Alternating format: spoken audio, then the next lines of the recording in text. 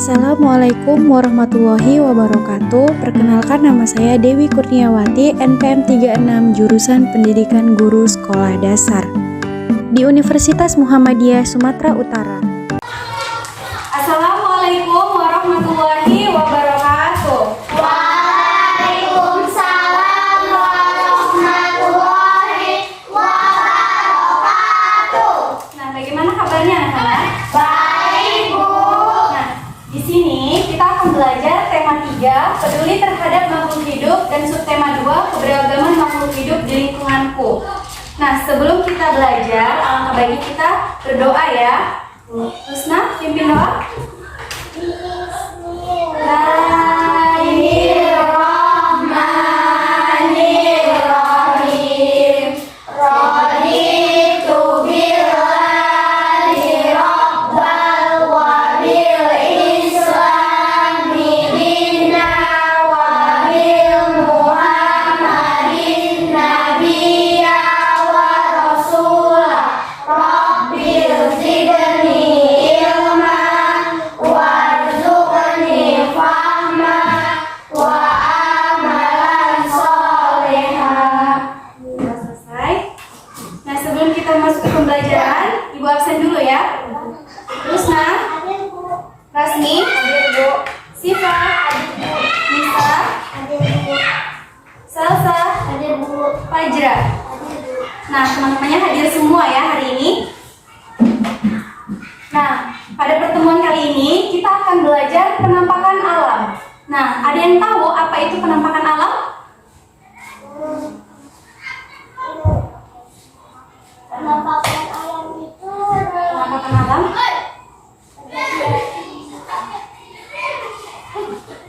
Nah, di sini dijelaskan ya. Diperhatikan, misalnya ada yang penting dicatat aja. Nah, penampakan alam adalah segala sesuatu yang ada di atas permukaan bumi, baik dataran maupun di perairan. Penampakan alam ini biasanya terbentuk karena peristiwa-peristiwa yang terjadi di atas permukaan bumi dari waktu ke waktu. Nah, tumbuhan adalah makhluk yang bersel-sel atau disebut multiseluler. Biasanya menghasilkan makanan sendiri dengan cara fotosintesis karena memiliki klorofil. Nah, memiliki dinding sel berproduksi dengan dua cara, yaitu aseksual dan seksual. Nah, itu tadi penjelasan dari kata tumbuhan. Selanjutnya yaitu tumbuhan dan manusia. Apa hubungan antara tumbuhan dan manusia?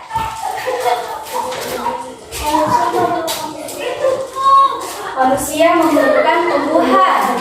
Selanjutnya ada lagi? Apa hubungan antara tumbuhan dan manusia?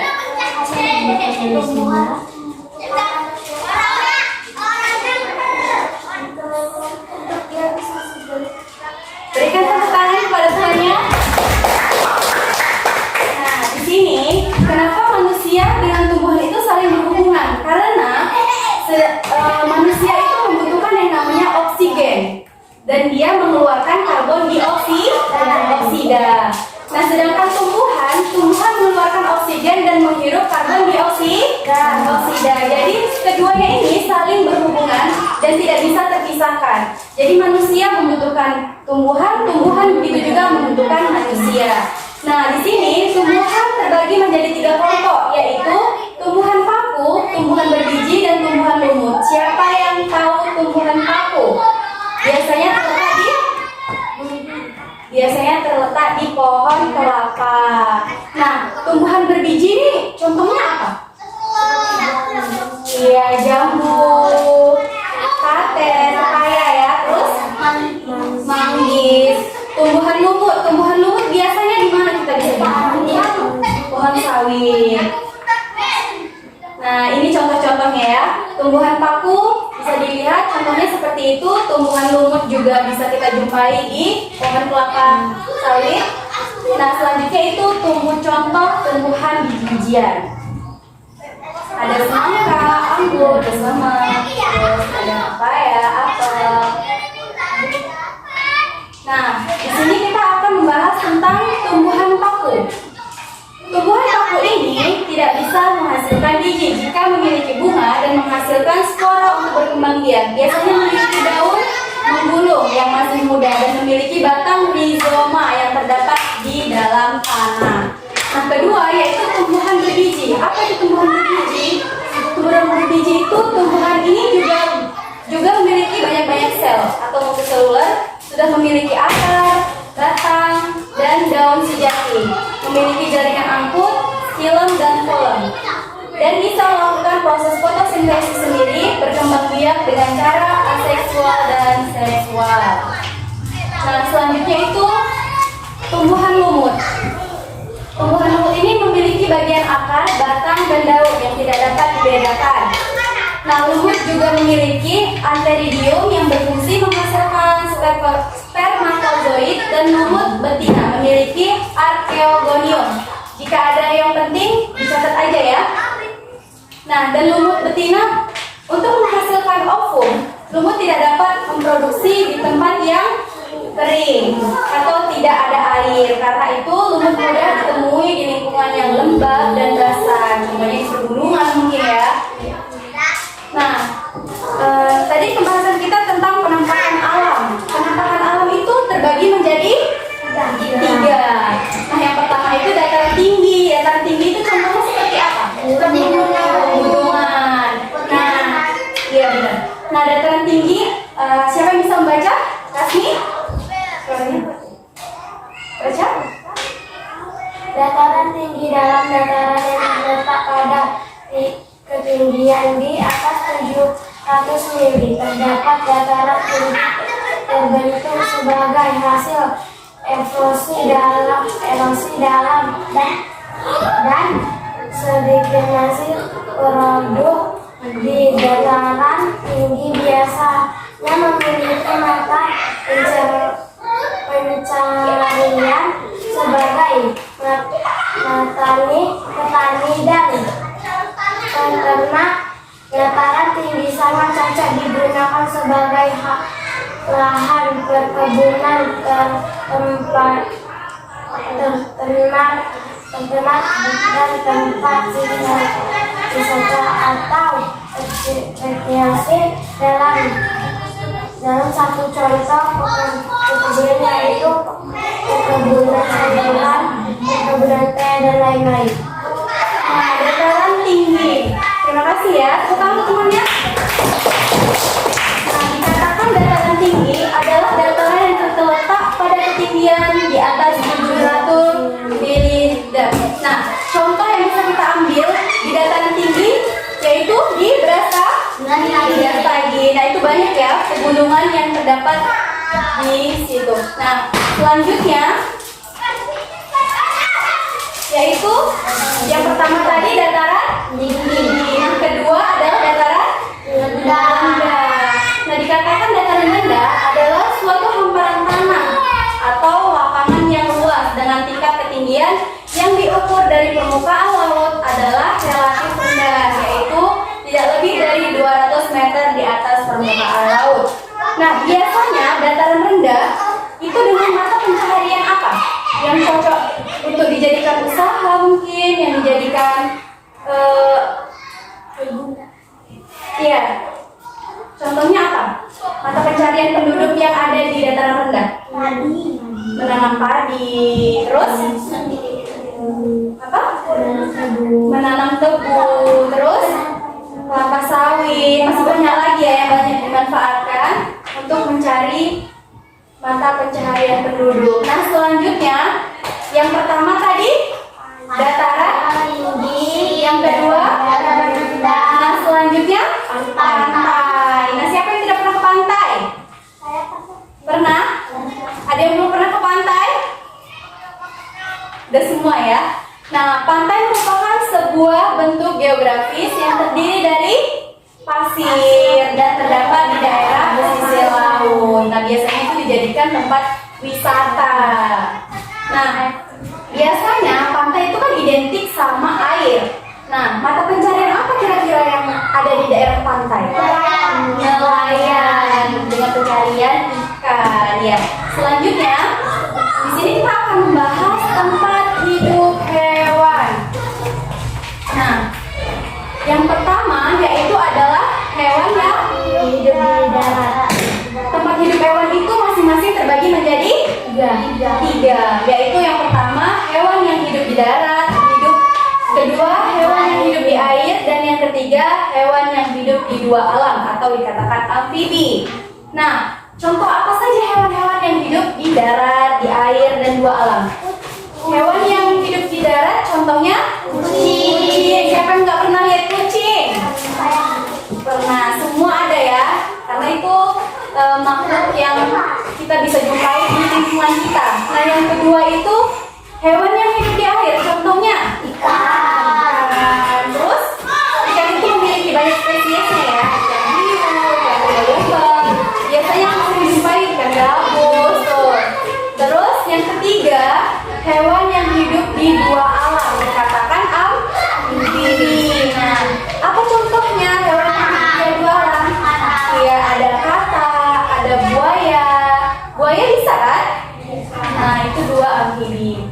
Jadi, selanjutnya kita akan bahas tumbuhan yang hidup di darat. Nah, apa kira-kira tumbuhan yang hidupnya di darat? Contohnya pohon sawit. Pohon sawit bisa nggak kira-kira di dalam air? Nggak bisa, karena dia memang hidupnya di darat. Dia membutuhkan air, namun tidak, tempat habitatnya itu tidak di dalam air. Nah, selanjutnya tumbuhan yang hidup di air. Contohnya itu adalah ganggang. Ada yang pernah jumpa rumput ganggang yang di dalam air? Makanan ikan. Nah, selain itu ada rumput laut. Nah, itu hidupnya di air. Yang terakhir adalah tumbuhan yang hidup di darat dan di air. Ya. Tumbuhan yang hidup di darat dan di air. Namun karena dikatakan amfibi, dari tumbuhan itu tidak dikatakan amfibi, dia hanya tumbuhan yang hidup di darat dan di air. Nah, selanjutnya contohnya kangkung, ada genjer, ada rumput busa-busa, mau nggak? Rumput busa-busa. Nah, itu juga hidup di dua alam. Nah, selanjutnya pembahasan kita yaitu metamorfosis sempurna. Contohnya ada yang tahu?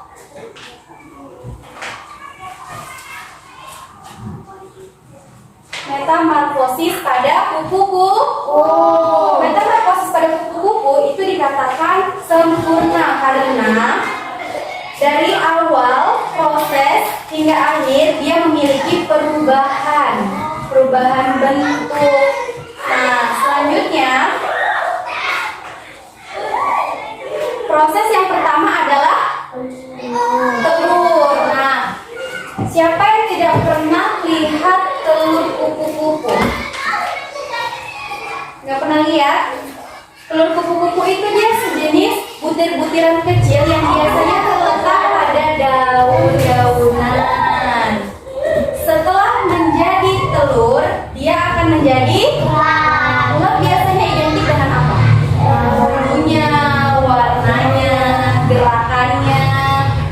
Nah, setelah menjadi ulat, dia akan menjadi kepompong. Biasanya di mana kita jumpai kepompong? Bisa ya di tempat-tempat yang kering. Dia akan menjadi kepompong. Dan kepompong itu bergerak tidak?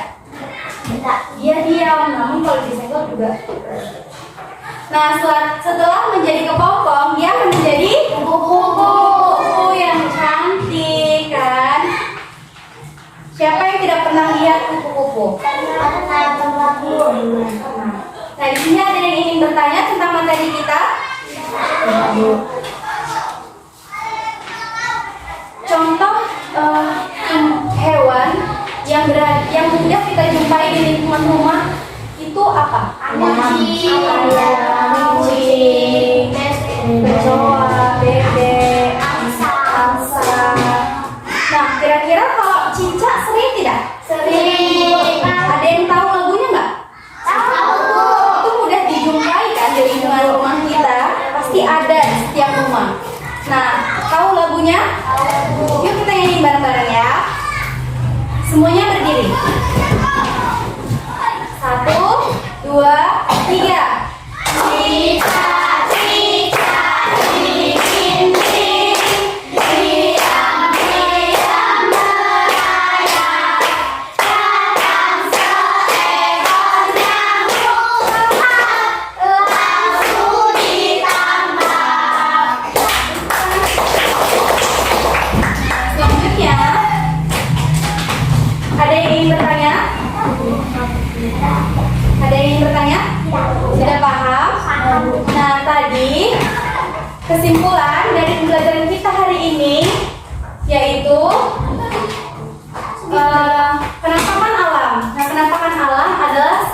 segala sesuatu yang ada di atas permukaan bumi terbagi menjadi tiga: dataran rendah, dataran tinggi, dan pantai.